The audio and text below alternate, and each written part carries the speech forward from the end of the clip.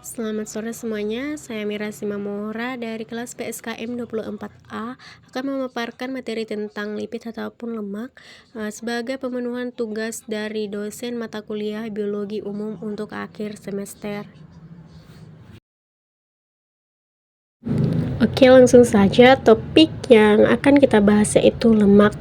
Dari lemak itu kita akan membahas beberapa bagian seperti fungsi, struktur, reaksi kimia, dan jenis lemak yang mungkin sehari-hari kita konsumsi.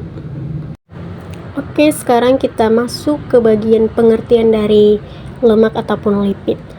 Lipid adalah senyawa yang berisi karbon dan hidrogen yang terdapat di alam dan bersifat relatif, tidak larut dalam air, tetapi larut dalam pelarut non-polar. Kemudian kita masuk ke bagian fungsi-fungsi dari lemak. Yang pertama itu lemak sebagai sumber energi. Lemak merupakan sumber energi terbesar bagi tubuh dengan kandungan 9 kalori per gram. Kemudian ada insulasi termal atau panas. Lemak berfungsi sebagai isolator termal yang membantu menjaga suhu tubuh tetap stabil. Kemudian ada sebagai pelindung organ tubuh, yaitu lemak melindungi organ tubuh dari kerusakan. Kemudian ada memberi rasa kenyang dan kelezatan. Yang selanjutnya ada komponen pembentuk hormon atau fungsi endokrin dan vitamin, di mana lemak berperan penting dalam proses produksi hormon.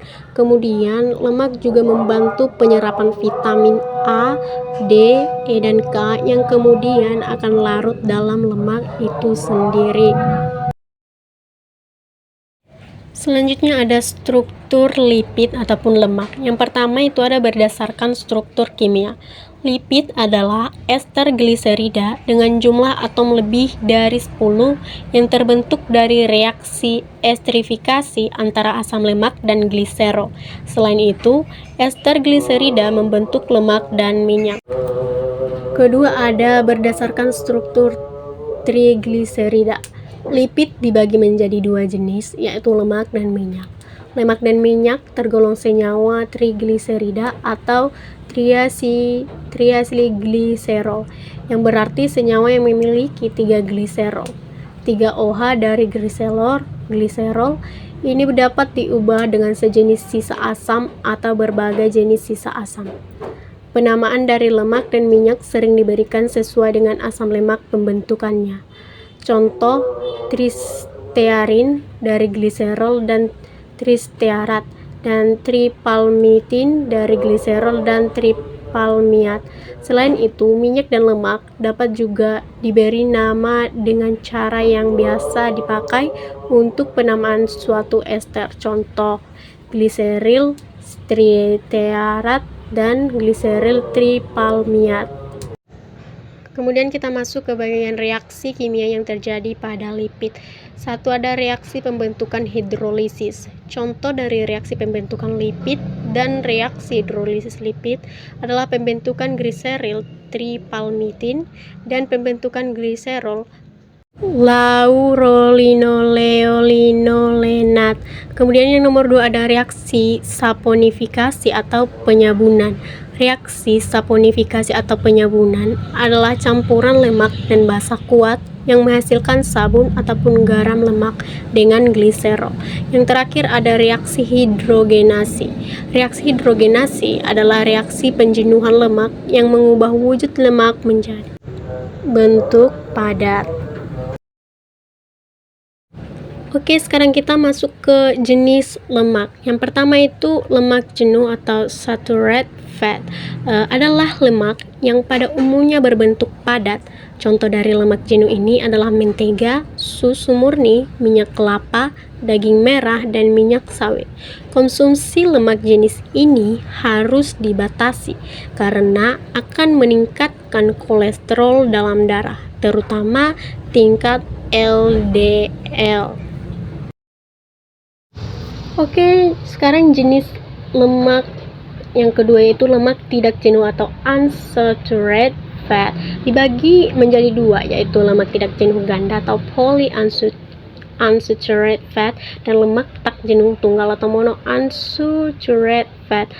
Manfaat dari lemak tidak jenuh adalah memperkecil serangan jantung, menaikkan antibodi tubuh, dan membantu menurunkan kolesterol LDL.